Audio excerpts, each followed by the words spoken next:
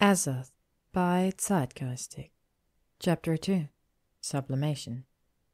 A change directly from the solid to the gaseous state without becoming a liquid. If not in order, then how about a healer? 2.5 hours into their career prep session, and McGonagall was exacerbated. No, Harry said. I don't want to watch people die. He kept hoping to see Dumbledore, but both the frames behind her desk were empty, and there was no white beard or purple robes hidden in any of the other headmaster's portraits. He checked like some magical "Where's Dumbledore" game, where the headmaster would have been hidden at a tea party wearing a red wizard's hat and striped robe. Perhaps you've a creative streak you'd like to express. There's a respectable market for magical art and fiction. No creative streak, unfortunately. Unless one counted the disturbing Malfoy scenarios he'd entertained since seeing Hermione's ridiculous. He'd been unable to stop replaying the detail of every interaction they'd ever had. Right back to the moment Harry had met him in Madame Morgan's. Right up to that infinite moment in the Room of Requirement, where he'd thought he was dying right then and that he'd live forever. Tandem broom rides, and heat, and breath, and adrenaline, and hands around his waist, and... Mr. Potter, McGonagall said, with your history, you could, quite frankly, do whatever you like, so long as you apply yourself to it. You must, however, first apply yourself. And how will you do that if you can't decide what you want to do? He shuddered. That's what I'm afraid of. I don't follow. I don't want to be hired just because I'm me. McGonagall looked a little sad at that. She opened her mouth, hesitated. Then a house elf popped in, breaking both of them from the uncomfortable situation it went. Headmistress must come right away. Naughty beef, naughty students. Oh, for heaven's sake, Mr. Potter, stay here. I will return, and we will have you sorted before you leave my office today. It was more command than a motivational speech, but he nodded just the same. The office hadn't changed much, in that it was still 3 stories, circular, and had windows facing the Quidditch pitch. In every other regard, it was McGonagall's office in the Transfigurations wing, transported right down to the little wool and catnip niffler and jingly ball placed tidily in a cat bed by the desk. I admit this has been the most pathetically amusing of the Gryffindor career preparation meetings. Granger and Longbottom at least had some idea what they wanted to do. I find myself unsurprised that you do not. Harry snapped to attention. He'd almost forgotten what that voice sounded like. Professor Snape. The portrait sneered, and Harry was pleased to see that the artist had captured that remarkably well. Perhaps the colour chosen for his skin had been overly flattering, but otherwise it was spot on. You're looking refreshed. Spare me, Snape said. He crossed his arms over his chest, stared at Harry for a moment, past good manners, and then crossed to the stool at his painted potions laboratory work table. You don't have the patience to be a healer, Potter, nor for artistic endeavours, or rather anything at all. I do wonder, will you manage to contribute to society at all? Harry's fist clenched, but he kept them by his side and out of Snape's oily gaze. Easy for you to talk about patience when you're dead. Was either that or hex the bloody portrait. He'd already contributed to society. Snape waved a hand, dismissing the argument and probably Harry's existence as well. And yet, I somehow managed to develop and maintain a vocation prior to it. How very Potter-esque of you to make every effort at becoming a man of leisure. Your father will be proud, of course. I think I deserve some leisure after last year. Oh, yes, of course. How silly of me. I'd forgotten you were the only wizard to suffer from the war. Grow up, Potter. And in the meantime, get a job. I plan to, Harry bit out. Praise Merlin. Perhaps Rosmerta is hiring, since we appear to be without any nascent Dark Lords, and you have no other marketable skills. Harry scowled. I'm done with that. I want to do something unexpected. It wasn't until he said it that he realized how true it really was, and then he paused, mouth parting slightly in understanding. That must be what his boggart meant. He was afraid of staying the same. But his heart's desire, what was that?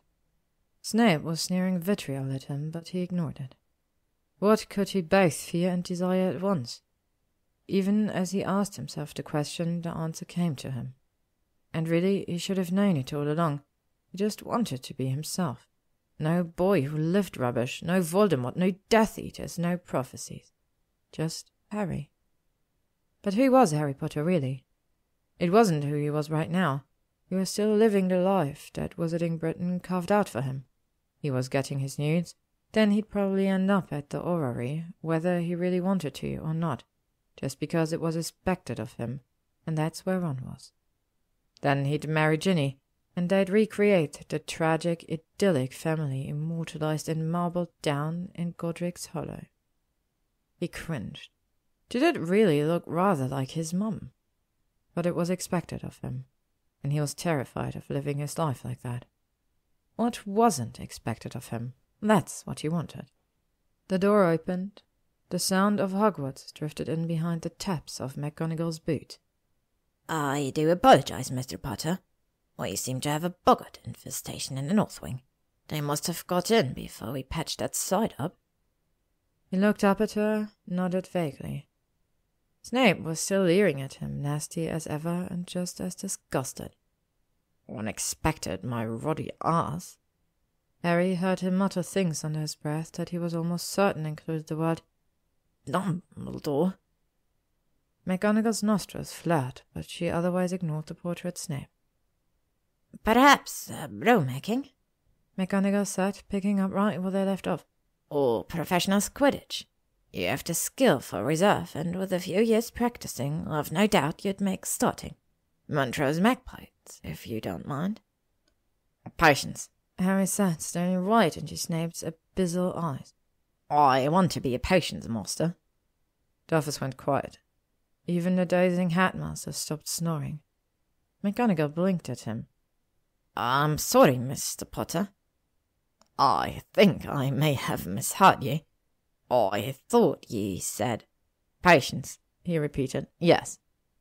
You can't be serious, Snape said, affecting boredom, but he left the oil-based stool and was now pressed against the front of the portrait, staring down at them both from his better vantage point. He craned his neck towards the portrait next, as if Dumbledore were hiding just beyond the frame and would pop out and tell Harry how much madness this was, but Dumbledore didn't come and probably would have been well amused at this turn of events anyway. I am, said Harry. It's what I want. No one would ever expect that. And then he'd show Snape, and he'd still be alive. It was hard to be the better patience master when one was dead. Harry suspected, and he was damned if he let Snape make him feel inferior when he was rotting. Mr. Potter, I do commend you for your, determination. But apprenticeships in potions are incredibly hard to come by. There are so few masters left in Britain, and Professor Slughorn won't be taking anyone. He's retiring. I don't want Slughorn. I want Professor Snape. McGonagall paused. She looked at him like he might truly be losing it. Mr. Potter, Professor Snape is dead. I am right here. They both turned to look at the portrait. He was at the front of his frame again, glaring down at them through beady, peridine black eyes. The artist hadn't even bothered to mix the color with another, just let it fade out where the painted green light from the wall sconces hit his eyes. He's still a master, Harry said. He doesn't forget everything when he dies, does he? He turned to Professor Snape, smirking. Oh, you didn't forget, did you? Of course not. Harry turned back to the Hatmistress. I want to be a potions master, he repeated. That's my choice. She sighed, caught a furious look towards the portrait behind her, seemed to now realize how neatly Harry had crawled him into nearly agreeing to something he'd no doubt hate. Good. She returned Harry's gaze with a weary one of her own.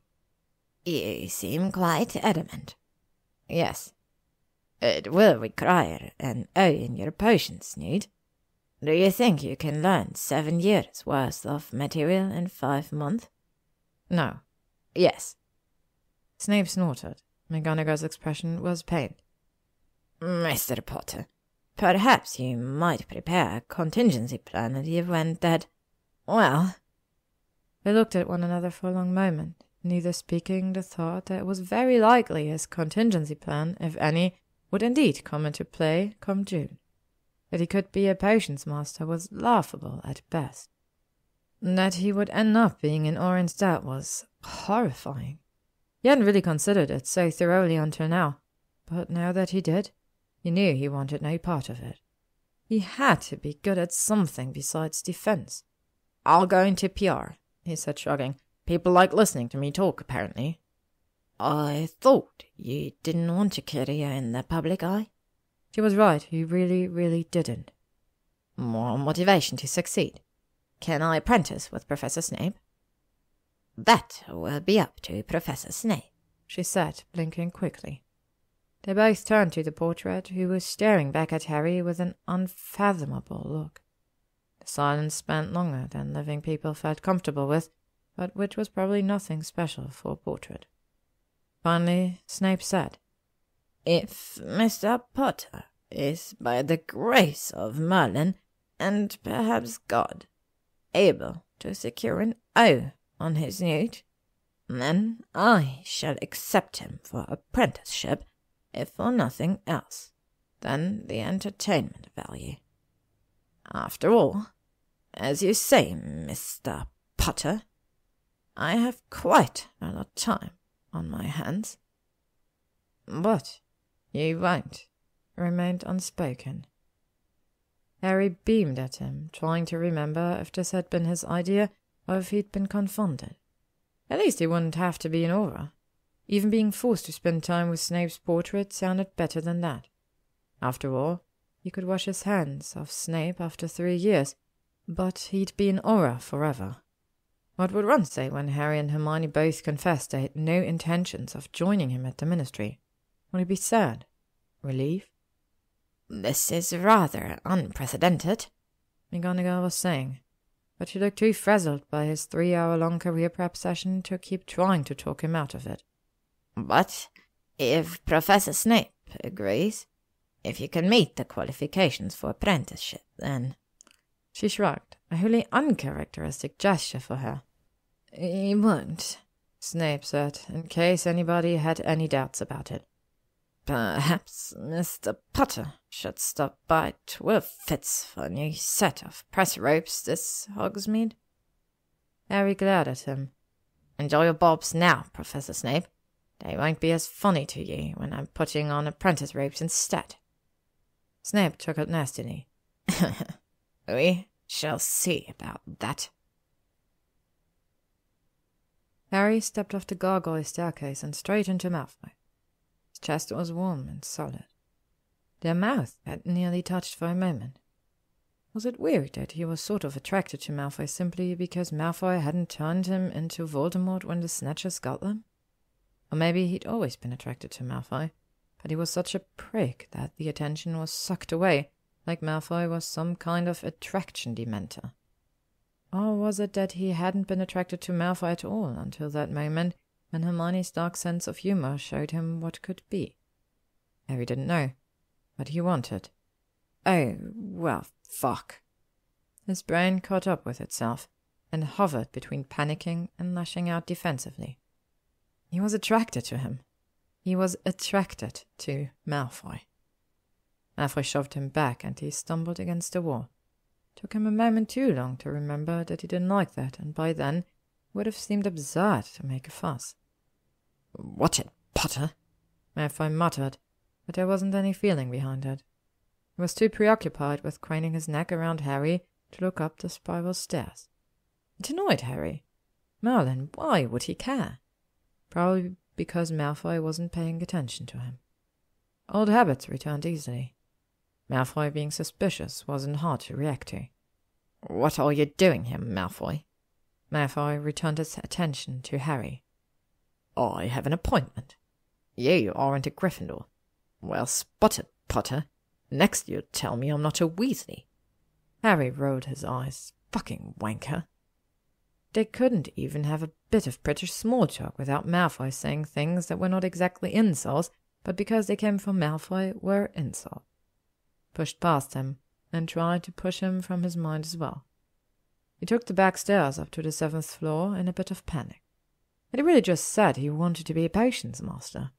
Wasn't anyone going to remind him that he was rubbish at potions? For him to learn all the concepts in 5 months was going to be... He swallowed. It was going to be impossible, even by Gryffindor standards. That is, unless he had a particular book. Harry detoured. He stopped at the dancing troll portrait, stared at a blank expanse of wall across from him. Would the room even work anymore? He paced. I need to find the Half-Blood Prince's book. A door appeared. He approached it warily. The air round it was warmer than the rest. Laid his hand over the wood and it felt hot and dry. Door handle was ironed and too hot to touch. He stepped back, swallowing heavily. He considered this, paced again. I need a place to learn potions. A new door appeared. He approached it. It was hot. The handle too hot to touch. He paced. I need a place, any place. A door appeared. The air was hot. The handle too hot to touch. Damn it! How did one learn potions without the Half-Blood Prince's book? He was so buggered. In 8th year common room, Hermione was reading another letter from Ron with a distracted frown on her face. She looked up when he entered and her expression changed to exacerbated. How does one handle post-relationship friendship with a Weasley? She asked. I'm sure I've no idea how it's done. Neither did Harry, obviously. Don't blame you. They turned to frown at Malfoy, who was now entering the portrait hall, looking entirely too pleased with himself for Harry's liking. Why couldn't Harry be pleased with himself too? Bloody well deserved it by now. If it helps, I could get rid of him for you. You're not killing Ron, Harry said. Malfoy gave him an inscrutable look. Funny that should be where your thoughts first went. He turned back to Hermione. If you really want to get rid of him, hint that you're sleeping with me in one of your many prophet interviews. I'd wager that'll get you down to a cot at Christmas and birthdays. To Harry's annoyance, Hermione's lip twitched at the corners. You're disgusting, Malfoy. What would be in it for you? He shrugged, smiling. Annoying Weasley without having to actually do anything. He paused, gave Hermione a look. And I would not be doing anything, Granger. I don't do witches. Don't fall at my feet. Harry perked up, and it annoyed him that he did so. Malfoy swam through Hogwarts as if his entire family hadn't just been on the losing side of a war, while Harry spent half his fucking waking moments and a full third of his sleeping ones wondering just what the fuck he was doing with his life. Why are you so happy, Malfoy? Malfoy smiled. A sly pull of his lips that exposed a row of brilliant, not quite perfect, white teeth, and possibly Harry's heart too. His canines were pushed a bit too far forward, and how had Harry not realized before how erotic that was? His stomach dropped.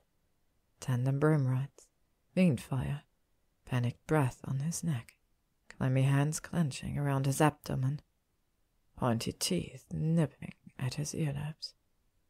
Merlin, he was absolutely batty. Because I'm free now. But so am I, and I'm not happy. Harry thought as Malfoy sauntered off into his and Cole's bedroom. He turned to Hermione. I'm free too, right? Hermione stared at him. Oh, Harry. Oh, that wasn't the right response. What's Ron have to say? He asked quickly. She knew what he was doing, but she let him do it. Explaining his training partnership with Lavender in great detail. Why does he think I care what pastries she's best at baking, and which days she brings crullers and which days she brings tarts? Harry crinkled his nose. It's like she was made for him. Gross. He had it thinking of the sorts of kinks they might share. Hermione grinned a bit. How did your session with Professor McGonagall go? Didn't she talk you into going into healing? Definitely not. He stared down at his books, cursing himself for being such an idiot. There was nothing wrong with being an aura. It was the sort of thing he did. He could be good at it. It could be fine. It would be boring. It would be exactly what Wizarding Britain expected of him, and he didn't want anything to do with their expectations. Professor Snape was in his portrait, though. Hermione smiled, but she looked confused. Is he well? About as well as you can be if you're dead, I suppose. He's got a lab in his portrait. I'm sure he's pleased. I was thinking about what you said last week, about how I might be good at something if I had the time to try, and I think I want to do that. I don't want to be Harry Potter, the boy who lived and was only mediocre at everything else, though I thought I might be good at potions. The look on Hermione's face froze. But you aren't. That was McGonagall's response too. I think the only person who hasn't wigged out about it is me, and I'm nearly there. Snape's insulted that I'd even consider his profession. Hermione finally found her voice. But Harry, you don't... How are you going to... But Professor Slughorn's not taking apprentices. He's retiring. Harry smirked. Professor Snape's not retiring. He's well past that. Hermione dropped her quill, and purple ink began to drool out onto her notes. She noticed and cast a hasty spell before all her pages were ruined. Harry, are you out of your mind? He considered this. Maybe. Probably. I just know that I don't want to be an aura because everyone expects me to, and I want to know what it's like to really love magic like you do. I think maybe I could learn to love potions. My boggart says I'm afraid of being like I am, so maybe what I'd really love is something I never would have guessed before. I have to know I can't stay the same. Hermione frowned. She had that look on her face that she got whenever she read something sad in the paper. All right, Harry. If this is what you want, you know I'll support you. And of course I'd never be upset with my best friend for deciding to be academic. How are you going to catch up enough to get an A, though? He grimaced. Studying, apparently. I went by the room to see if the Half-Blood Prince spoke. Harry, you didn't!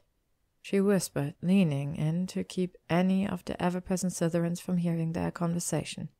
He shrugged, feeling defensive. I didn't open the door. I think it's still on fire. Of course it's still on fire. Well, whatever the case, I've got to start at the beginning, he said. Remedial potions. I feel like I've come full circle. She grinned at this. The last time you took remedial potions, it was an unmitigated disaster. There was that, yes. But he didn't have to dwell on the past. The future was now, and all that rot. I can do this, Hermione. I know I can. Hermione sighed.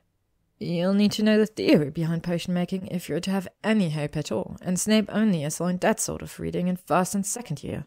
Harry shuddered. If I read 7 years' worth of textbook before needs, will I have hope? Probably not, Hermione said, not without an apologetic look. Potions-making isn't just a science, it's an art. There are rules, but the rules are so vast and detailed and bendy that it would take a lifetime just to learn the ones involved in a simple pepper of potions. Potions masters understand the theory and use their instinct for the rest. How do people learn this stuff then? He said. Life was too much sometimes. He fell back against the couch cushions and sighed. If he had to be an aura just because he wasn't good enough at potions, he would probably go Lockhart. It's not a subject that can really be learned on one's own. You should learn from a master or someone who really understands the theory. Slughorn's one of the only masters left in Britain, I'm afraid. He scrunched his nose. A really good tutor, maybe? Slughorn was difficult to digest in large doses. It was exhausting to be around him. She bit her lip. There are really only 2 students at Hogwarts who understand the theory well enough to teach it to someone else, and I'm busy with my own studies. Hermione prevaricating was a terrible sign. Great. Which leaves? Hermione's lips curved. It was definitely a smirk. Malfoy. Extracurricular time with Malfoy was a horrible idea. For one, he'd probably enjoy it. Right up until Malfoy made some smart remark about Hermione's parents, which was an even more forbidden topic than before. Could he stand to be around Malfoy and keep his weird desires under wraps in the interest of the greater good, or at least his own greater good? Could he hide his attraction long enough to learn from him? It wasn't a prospect that Harry relished, to be sure, but the longer they sat there with Hermione worrying her lip as she scanned his face for reaction, the more obvious it became that this was something he had to do. He was an adult now, and he needed the help if he was going to achieve what he needed. When the decision came, it was almost freeing in a way. He was terrified of undertaking a patience apprenticeship, but it felt right. He would be defined by this moment, he thought, where he abdicated the part of him that was rubbish at patience and became only the part of him that was great. To be continued. Thank you for listening to this chapter of Azoth by Zeitgeistic. If you would like to stay up to date on upcoming chapters and stories, you can follow me on YouTube, Spotify, or AO3.